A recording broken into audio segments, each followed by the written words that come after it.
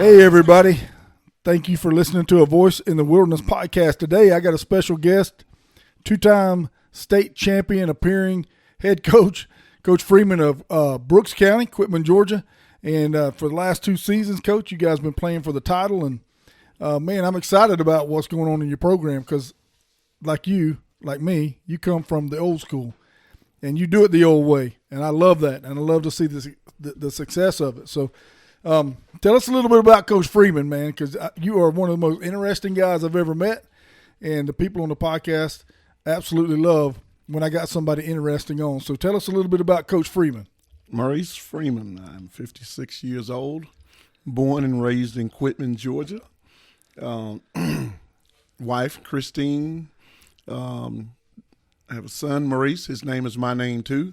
Lauren, Brandy, Brianna, and Hallie are my girls. Those 5 kids and Christine. I'm a Brooks County High School graduate, Florida A&M graduate, and been to Hamilton Elementary School as an elementary school teacher, Northeast High School as a line dance teacher, my first high school job, back to Brooks County in 1994 as the head football coach.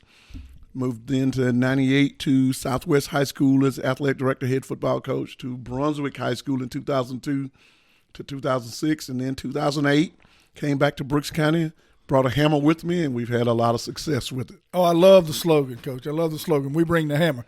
I love that. So tell me how that came about, man, because I've always kind of wondered. You never have given me the backstory on that. We were at Brooks. The second time, I was looking for something different to present to the guys. I thought they were very talented, but I thought they were just not playing as a team. I think the few years before I got there, they were 4-6, 2-8, 4-6, 4-6, something of that nature. Just talented young men, but just wasn't getting it done because of various reasons. So I was looking for something that we could really bite on. The first time I was there, my slogan was 45 players in a bad mood. So, my friends were like, hey, what you got this time? What you going to come up with this time? You got to have something now. You got to have something good. And so the University of Minnesota, I saw it in a Sports Illustrated book. They had a guy that was running out of a banner, and he had a small hammer with him. And I'm not quite sure. It didn't say anything about it in the article. Didn't even address it. But I said, I like that. Find me a much bigger hammer, biggest hammer I can find. And went to Stone's store in Quitman, and they had sledgehammers, huge ones. And I said, this is just what I'm looking for. So I take it to practice one day. We're getting ready to play Cook County. But I had a coach that had coached at another school before that had a black helmet also. So he said, I can find you a black helmet. So he brought the helmet. And so I took the kids on that Thursday. I said, guys, look, it was the first Thursday of my first season back. I said, guys, we've got to play so hard that no one wants to play us anymore. We've got to hit so hard. We've got to be so fast and so quick that the next team, the team we are playing 2 weeks from now, they are still hurting from Brooks County. And I said, I got just the thing to get you to understand what I want. So I brought out the hammer, and they're all looking at me all crazy. I put the helmet on the ground. I put on some safety goggles. And I didn't realize helmets were that strong. And I take that hammer, and I try to smash. And I'm thinking it's going to smash and poof, in all kind of pieces. But it doesn't. It puts a nice little dent in it. So then I do it the second time and a third time. And by the time I hit it the third time, and my determination was, look, I'm going to smash this helmet to this helmet till these guys get pumped up and just jacked up and all. Well, on the third lick, it caught fire. Coach, let me do it. Coach, let me do it. Let me do it. And so as they were smashing, I said, bring the hammer. And it got loud. Bring the hammer. Got loud. Bring the hammer. And then all of a sudden, everybody's screaming, bring the hammer. Yeah. So we go into the first game, and my little pregame speech. You've been in my pregame speeches. Absolutely phenomenal. Kind of whatever hits me that day. But that game, I talked about bring the hammer. And in the middle of the game, it was a punt, and one of the players that was a second string guy, and the only thing he was on was special teams. He went down, and I tell you what, he put a lick on a Division I receiver that you wouldn't believe. And so as he's running back to the sideline, I run out to congratulate him, and he says, "Coach," I said, "Yeah." He said, "I brought that hammer." And I was like, "Yes, son, you did," and it stuck from that point on. Well, I love it, man, because not only has the football team taken that slogan, your whole school has followed suit. The entire school system. Now, our high school says, "Bring that hammer and leave with a tassel." So that whole school system, it's all over the place. It's at elementary schools. It's on my wrist. You see my little wristbands. When I'm not wearing the wristband you gave me, and this is what I'm wearing. We all got the hammers. Brooks County, we wear hammers, hammer necklaces also. My truck tag, I don't think you noticed it, but it says Hammer. I've got a German Shepherd. His name is Hammer. Doggone right. So we've all accepted it, and it has done it has really, really took off in Brooks County. Well, I tell you, I love it, man. So, you guys played for the state championship the last 2 seasons, and I didn't meet you until I met you 3 years ago. So this is my 3rd year knowing you, and you guys went on a camp with me. And I by the way, man, thank you. You were actually my first team camp that I took. Really? So we were the guinea pig. Thanks. But I appreciate that, man, because it was a great. It was good to see, because when I left coaching, after so many years of coaching, and I had that same old school mentality. You know what I'm saying? And when I left, it was almost like, that way of coaching had kind of passed. That way of discipline had kind of passed, and things had changed so much in the football world. But then when I came and I saw you, I mean, it was just like I was stepping back in time, and I was seeing a coach that focused completely on discipline and focused completely on just having respect and honor. And it was like going back to the old days as I spent that weekend with you guys, and then to see the success that's coming behind it, man. And I think, you tell me what you think, because you're more closely knit with these kids than I am. But, Coach, I'm going to tell you, I think that this generation that we've got coming up now, they are looking for confidence and direction from people who've been there and done that. And there's something different about this group of kids that are coming up now. They've got a compassion that I hadn't seen in a generation in a long time. But I want you to kind of share with us about how your method in this world that we live in today is so effective, and how it's been able to get you guys back to the title game. Well, I truly believe that you have to have morals and values in any and everything you do. And that includes the great game of football. Right. What we do is I've taken a lot of the military type instructions, beliefs, and added love to it. My door, my coach's office door, it never closes. Actually, we could probably take the door off. Right. Because I have an open door policy. My office is your office. Don't steal from me. Don't take from me. Ask for permission, and you can have it put on your shirt. You have a lot of respect, and what I have is yours. And I think those type of things, we have adjusted to it, and they've started to enjoy it. I treat you like family. I'm going to do my best with you. I'm going to show you my good days, and I'm going to show you my bad days. I'm going to show you the good things about me and the things that I need to work on. And the same thing when I'm attacking you as a football player, I'm going to teach you everything I can. And I'm going to try to learn everything I can, my staff and I, so that we can teach you. We want you to have respect. And that's respect spills from the football team to the classroom, to the halls, to the community, to Brooks County. We're going to play hard because life is hard. We're going to work hard because life is hard. Some things are going to go great, and some things are going to go bad. There'll be days as an adult that you just don't feel like going to work. But if you got a wife and you got kids, or even if you like animals, they got to be fed too, then you got to get up and go to work. Well, that we teach in the great game of football also. If you can play on Friday, then you can practice on Monday and Tuesday. And what I ask them is, listen, if we had a game today, could you play for me? Yeah, coach. I said, then you're going to practice. Right. Because if you couldn't play today, then I need you to be over there with that trainer. But if you're telling me that you can play this great game of football today, then you can practice this great game of football today with nobody watching you, and somehow you're going to figure out a way to make it through it. Now, what does that do? That makes you get up every morning and go to work or whatever your trade is or whatever you have to do.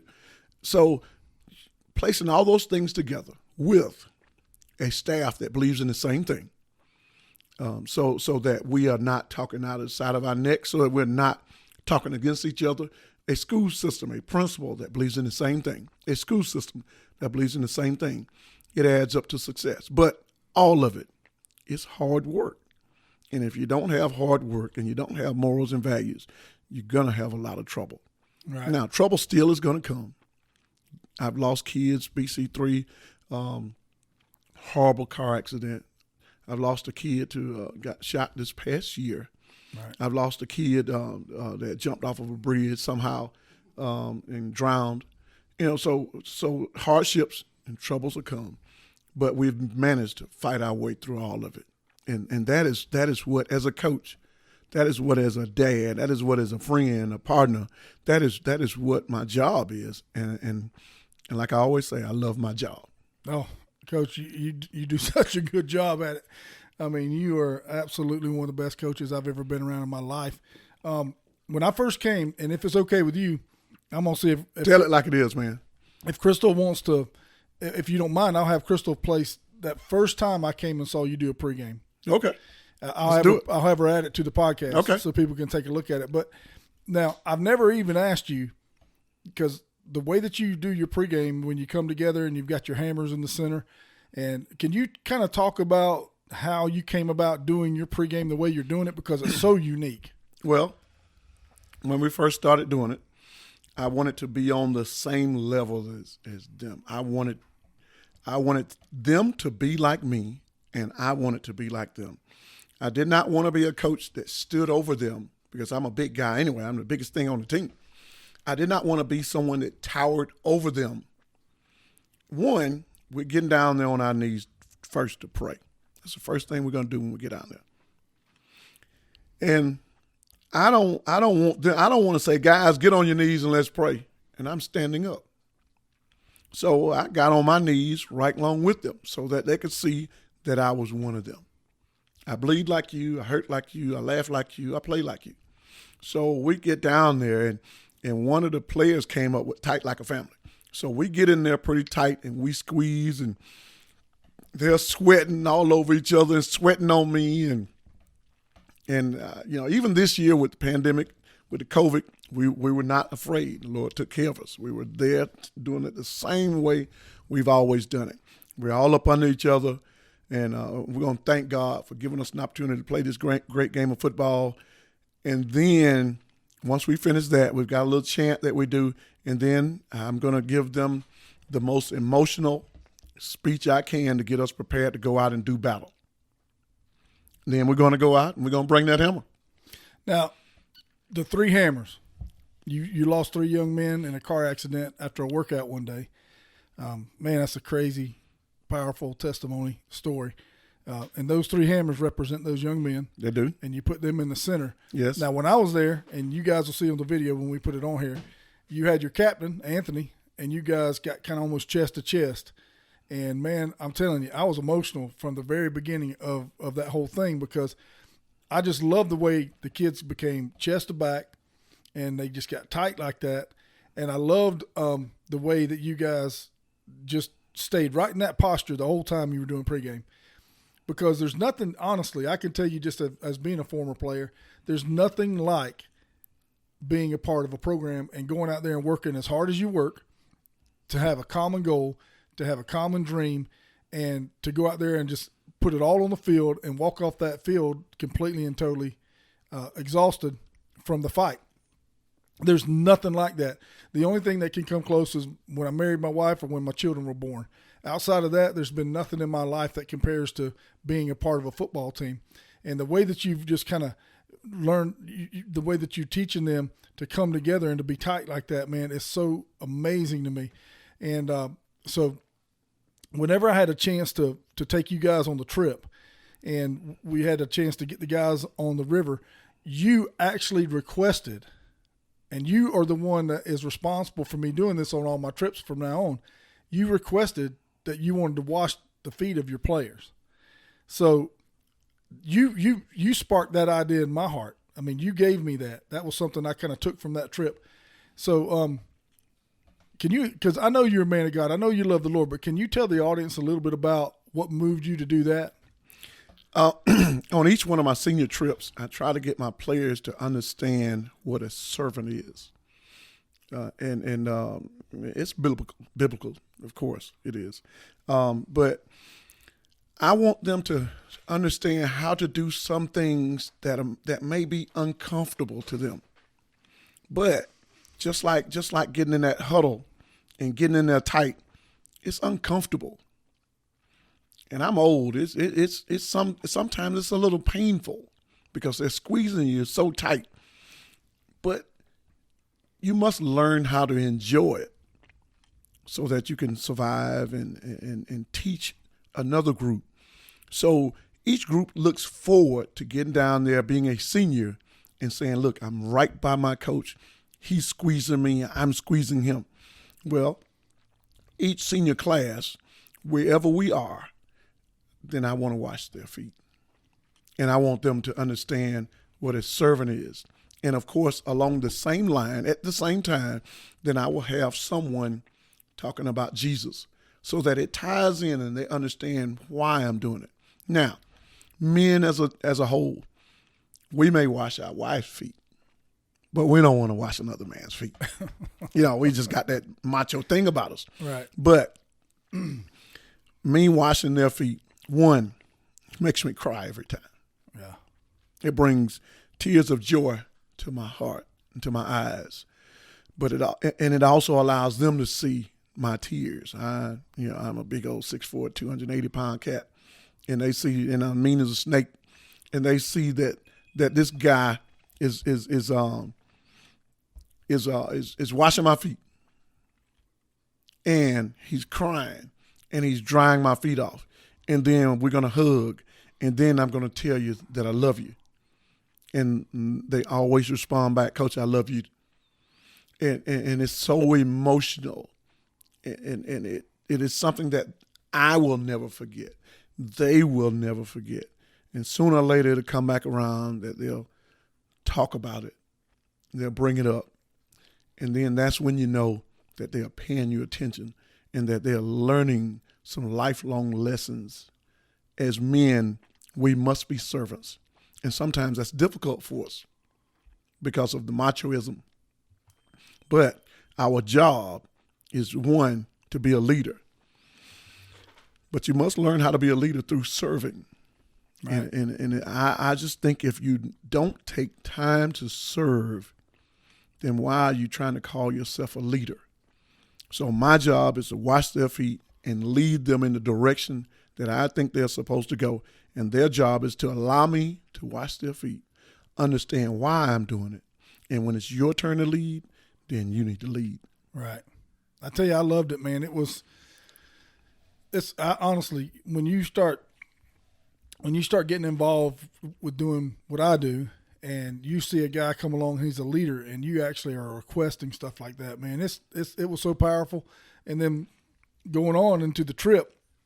Well, why don't you back up to the first time we met? We didn't hit it up so good. I didn't trust you at all. Well, when I first came up there, Bobby was telling me when I came in, he was like, man, Coach Freeman's different now. Is that all he said? Well, he said he said I can't remember how he put it, but he said, he's not going to let you in real easy. He's going to be a little bit standoffish with you. And when I walked in, man, and I saw you with your kids first. That's what I saw. I saw you with some of the players, and I watched how you operated with them, and I just was like, I love him right now. I don't care. I'll work through whatever it is because I saw and I knew. The thing that's interesting about coaches to me is that the harder a coach coaches and the more you expect of your kids, to me, that shows that you care about them deeper, because it's like I tell kids all the time. I'm coaching you at this point. I'm trying to help your dreams come true. I've already had my shot. Okay. I'm going to take the wisdom and the knowledge and the experience that I've had, and I'm going to pour it into you so that you can do better than I did. And when I watched how you operated with your kids, I was like, I'm totally on board with this coach. I can tell you right now, I mean, I go into a lot of coaches' offices. Okay. I go into a lot because I do, I'm always in schools. And I'm going to tell you something. You had me immediately from when I saw you work with your first kid. I don't know if I had you immediately. No. I don't know. But I tell you, for you to take, and that was probably the most fascinating thing about the trip for me, was that I know how you are as a coach and I know how much you care about your kids, but to entrust your kids to me being able to teach to them, that was such an honor to me. It's almost like when you go into a church, hey, I'm not just going to walk in there and just, stand in somebody's pulpit and take it for granted, because that's something God's entrusted to them, just like these kids are kids that God's entrusted to you. And when you allowed me to come in and actually minister to them, that was a deep honor for me. And it was these kids didn't really know me. They didn't really know who I was. But man, it didn't take long. And that's what I tell people. When you're out there with people and you're with them 24 hours a day for 3 days, you get to know the details of each person's life. You get to know all about them. You can't hide the bad and you can't hide the good. You kind of see it all. And so, how do you feel? I mean, what did you feel like? It was my first team trip now, but how do you feel it went? Well, we got off the bus. It's nothing but water. And you show up, big old burly guy. I'd met you a couple of times, and I'm like, I don't know about this guy yet, but I like him, but I ain't going to tell him. We get off, and you're like, hey, get your paddles and get your life jacket, and let's go. I'm like, hold on a second now. I got a couple of kids that can't swim. Put these vests on, man. We got to go. And so we hit the water, and Anthony Daniels has on 2 life vests. Coach, I can't swim. I'm scared. I said, Anthony, this guy's a professional. I kind of trust him, but I'm behind you. He's in front. I'm in the back. I'm not going to let anything happen to you. And we hit the water, and it's smooth sailing from there. Yeah. You did your job. And that's all I wanted you to do. You do your job, I'll do my job, and we're going to make sure these kids are safe, and you're going to teach these kids some lessons about this water and everything else that you got in front of us, because I didn't have a lot of information on it at that time, but I knew we were a couple of nights, a few days. We're going to tough it out. We're going to be outside with all the elements, and we're going to have a good time. We're going to eat some good food, and we're going to praise the Lord. So let's see what happens. Yeah. And boy, I tell you, we had a great time. We learned a lot about each other, and I had some kids to get baptized. I had some to baptize themselves earlier.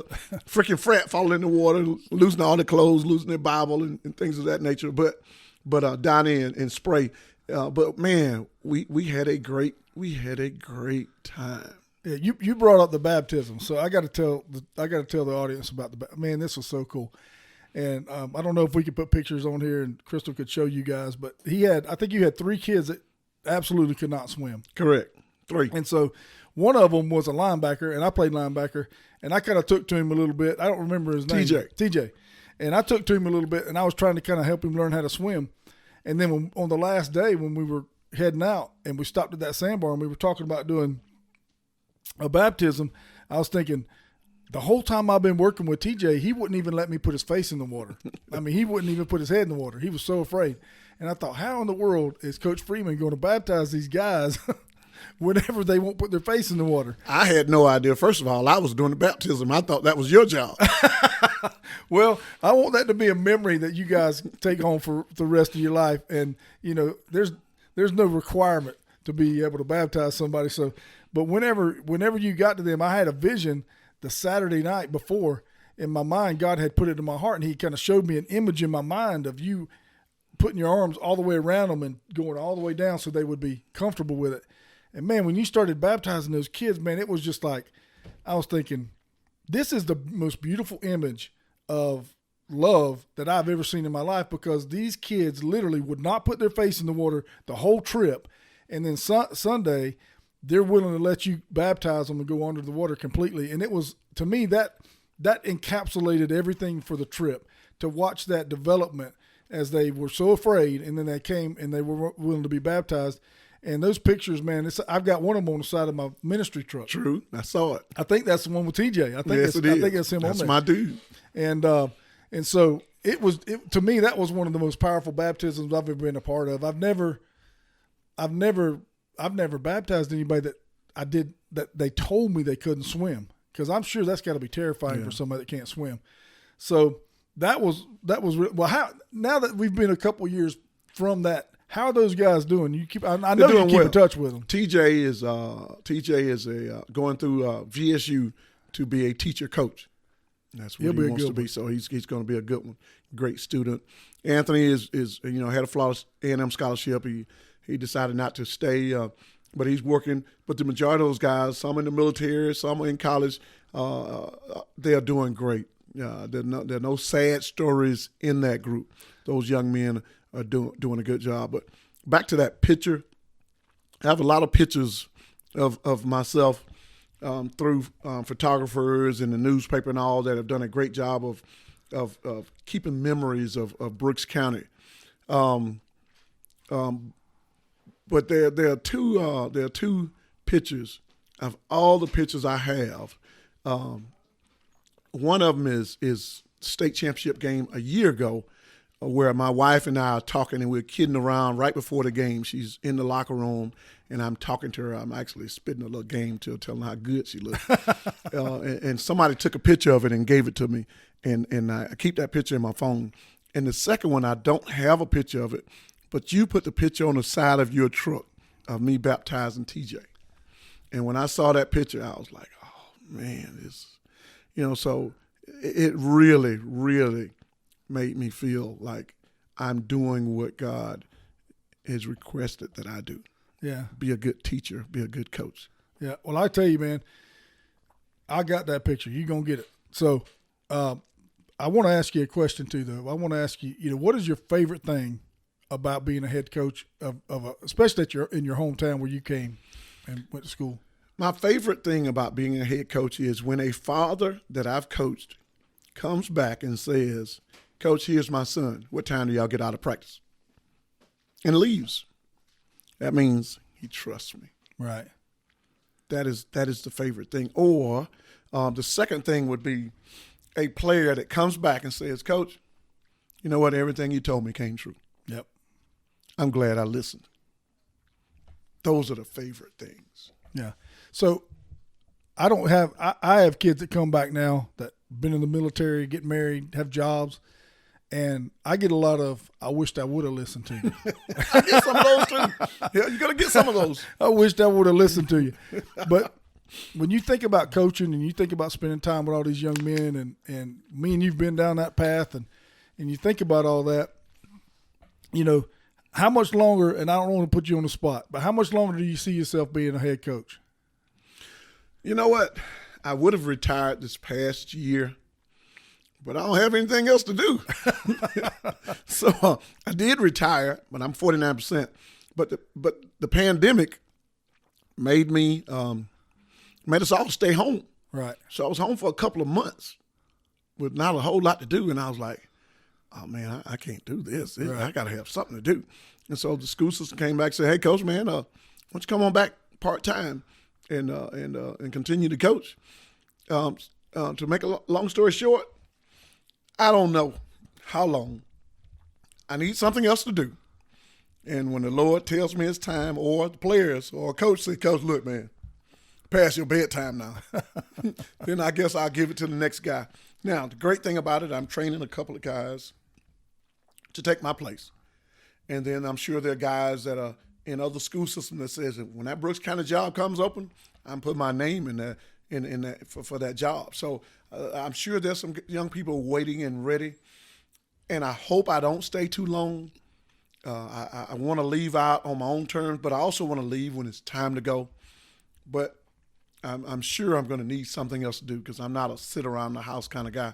So to answer that, I think 3 or 4 more years, maybe more, maybe less, there's a third grade kid at Brooks that says, "Coach, I'm going to play for you."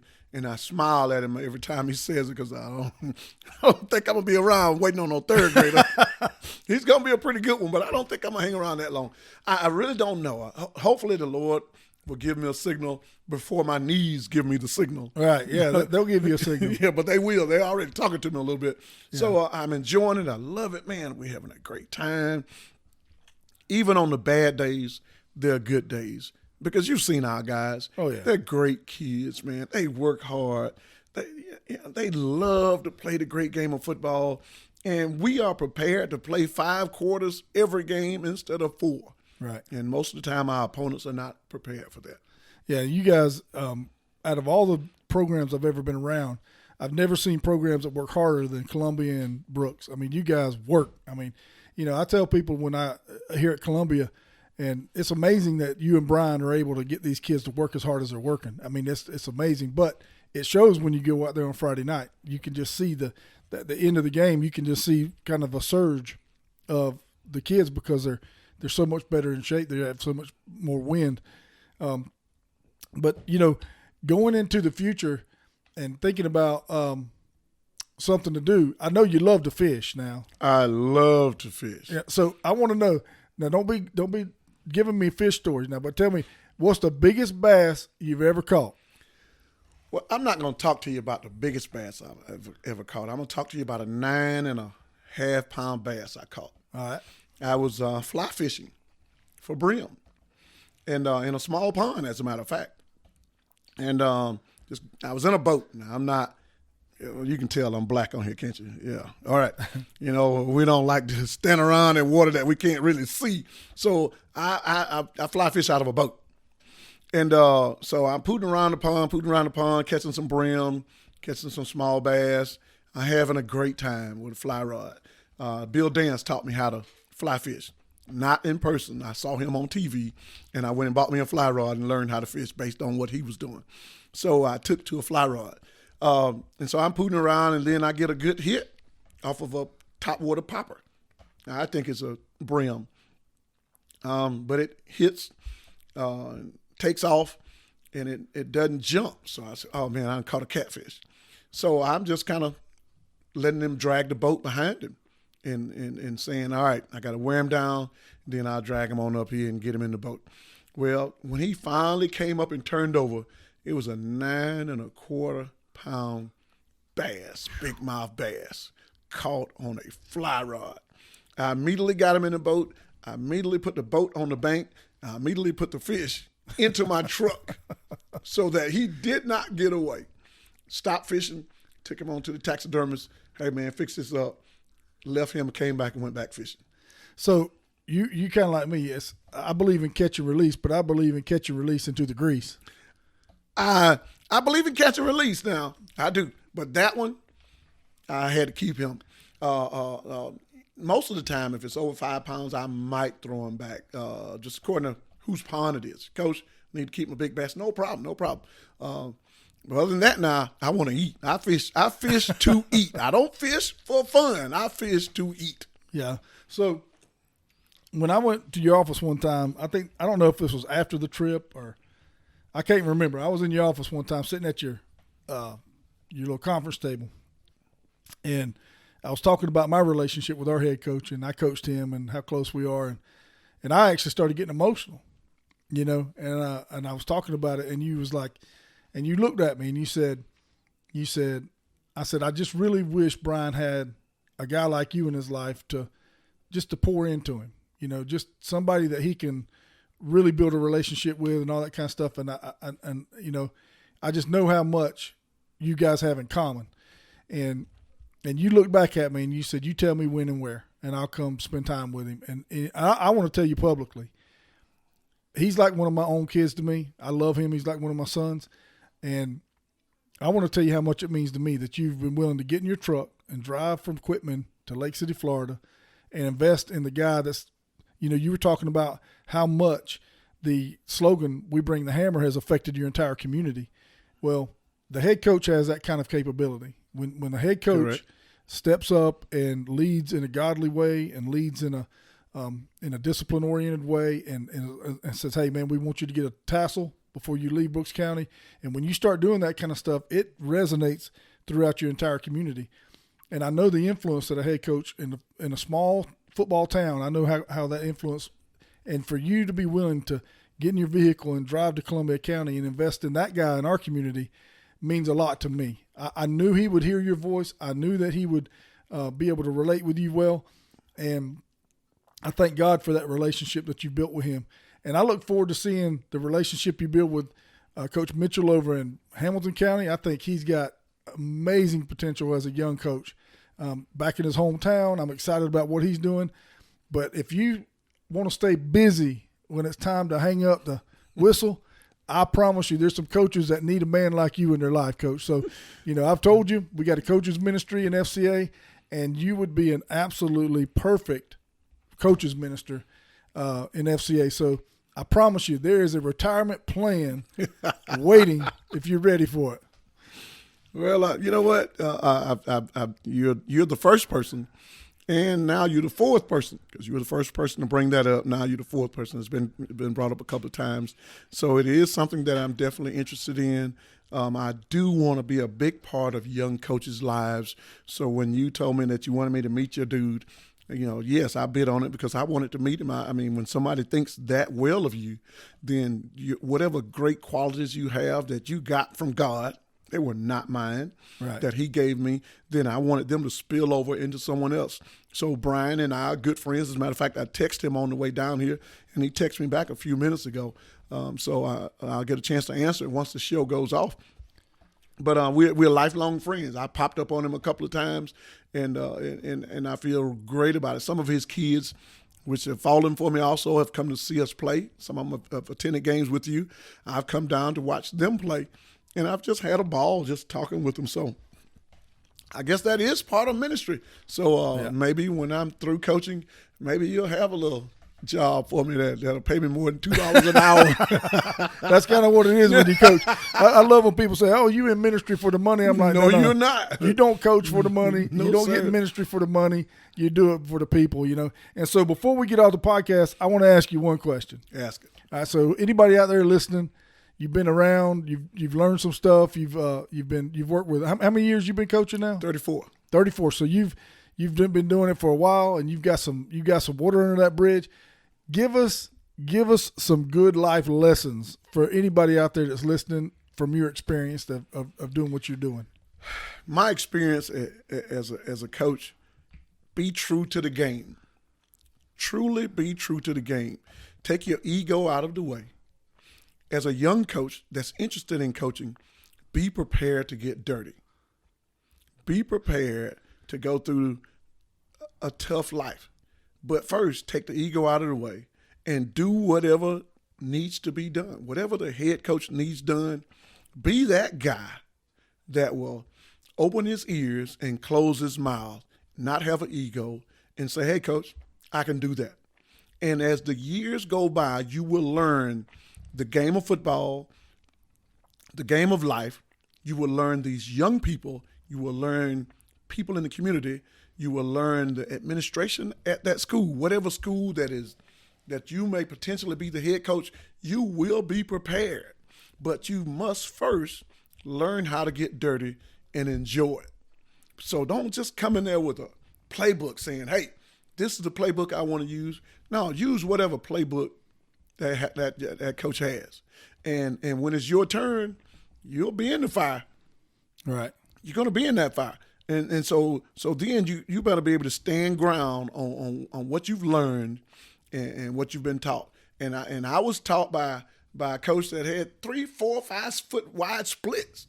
And I'm like, man, this stuff's not going to work. But what Coach Milligan, God bless him, bless the dead, but what Coach Milligan taught me was to be true to everybody I'm coming across, to teach as much as I can teach, and to show them love and respect.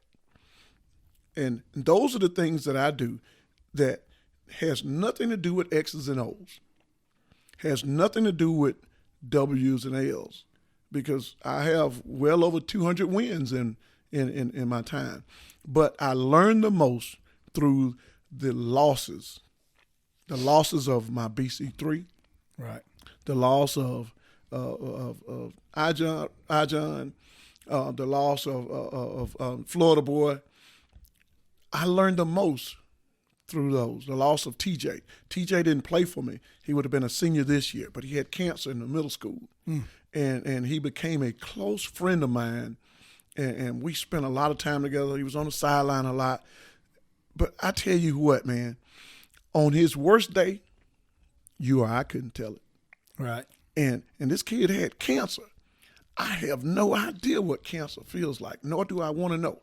But I know when this kid got his leg amputated, he said, "I want to stop by the house and see Coach Freeman." Yeah. And, man, he was smiling more than I was. I'm saying, this kid has just got it. He just got out of the hospital, and how is he in a good mood? It's all about mentality, man. It's all about mentality. You're absolutely right. So through all of those things, you learn these lessons and you pass these lessons. And he taught me some lessons. Losing my BC3, which is like a scarlet letter, it'll be with me forever. Forever, those 3 boys would be with me. But those things taught me some things that I, in turn, had to teach my community, my players, my community. And they're just lifelong skills that I have. And I pass them on to my coaches so that they can pass them on to the next group of coaches, next group of players. And those are the things, the lifelong lessons that you must learn if you wish to be successful in this business and if you wish to not cheat these young people. Right. And that's what I'm all about. Don't cheat them. You have to teach them those lifelong lessons. And if you do that, the great game of football won't cheat you. Right. I tell you, football taught me so much. My dad passed when I was 2, and it was the thing that kept me together, kept me in school, kept me on the right track, kept me doing the right things. And my coaches live down in Orlando, and I don't see him but once every few years. But man, when I do, it's just like emotions that I can't even explain because he was that father figure in my life. And, I just love it. And I love what you're doing. I love what's going on in your program.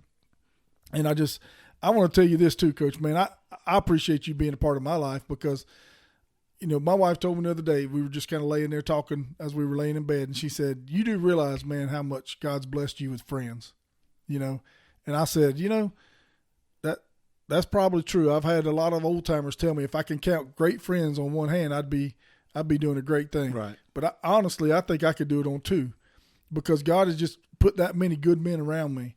And since I've been born again, he just surrounded me with these really honorable, dedicated, loyal friends and Coach, I consider you to be one of those.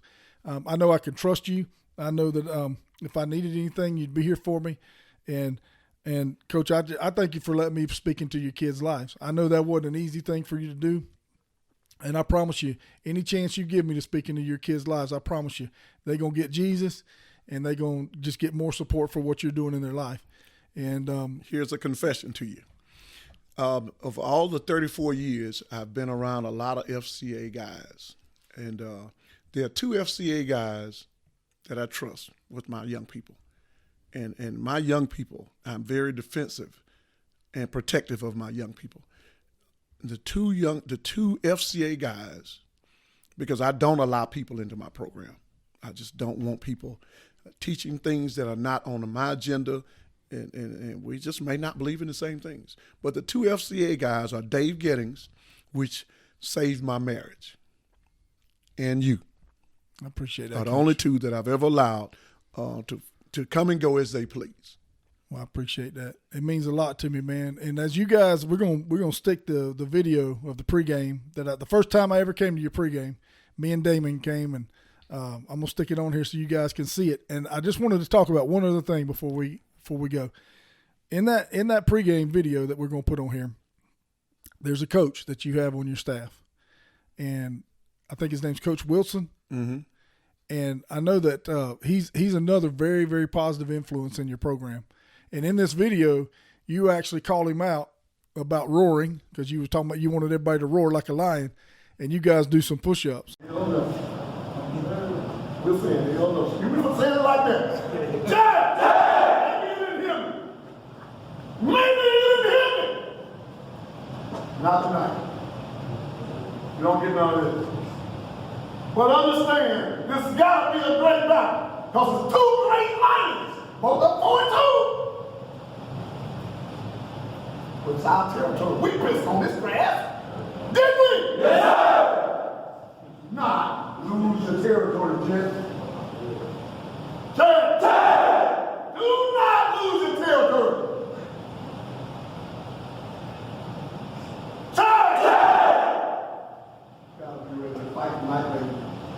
This is going to be a good one. We need to have a ball. We need to be bouncing the whole night. We got to play 4 quarters. And we got to beat some folks up. So that they understand, never come to our territory again. That's what Lions do. When they whoop you, you don't come back. Am I right about that? Yes, sir. Am I right about that? Yes, sir. I know because I watch the Nation Channel all the time.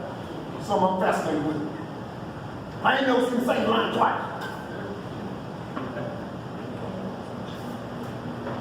Everybody understand? Yes, sir! We leave out of here, we leave as Lions, Jen. I need to hear you roar. I need to hear it all night long. Call me! Hey, call! Huh? Sir!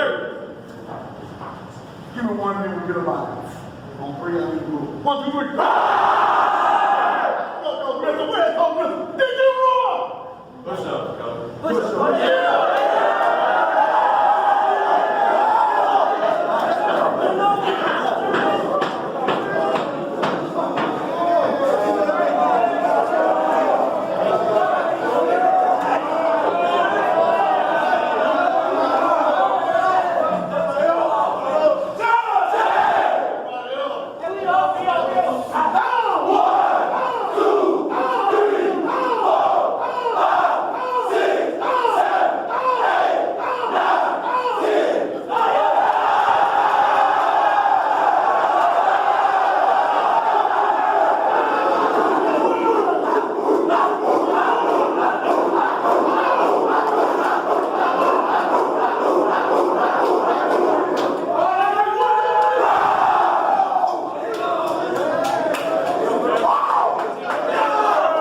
I hope he listens to this because I haven't really had a chance to get to talk to him.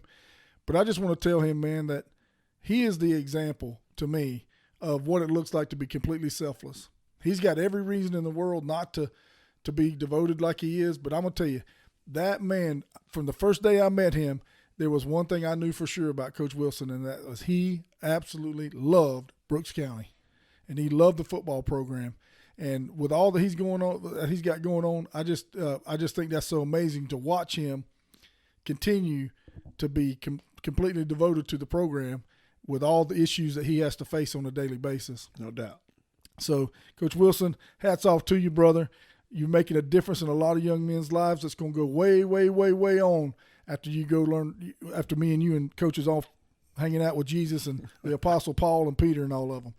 And hopefully all this is going to make a big difference. Coach, listen, man, thank you so much for driving down. Thank you for coming and being a part of the podcast. Be careful on that road. It's going to be raining probably when you head back. It looks like it's getting cloudy out there. But anytime you need me, I'm there. I'm like you. I'm saying the same thing that you said to me at that table about Brian. You just say when and where, and I'm there. All right. I look forward to possibly participating in your camp this summer. All right. And, we'll go from there. But I'm always, one state away, across the road, That's Georgia, right. Florida. So hey, we're South Georgia is where we are. Yeah, absolutely right. Definitely. You're North Florida. All right, Coach. Thank you for coming, man. Bring that hammer. Thank you for listening to A Voice in the Wilderness podcast with Skipper Hare. We hope you enjoyed this podcast. You can also learn more about FCA Outdoors by going to fcaod.org. Check out the Woods and Water magazine, which comes out once a month. Skipper writes an exciting article for FCA Outdoors. You can pick them up in most convenience stores in the Southeast region. Don't forget to subscribe to the YouTube channel Hare Days-Uncut to follow all the podcasts from Skipper and his friends.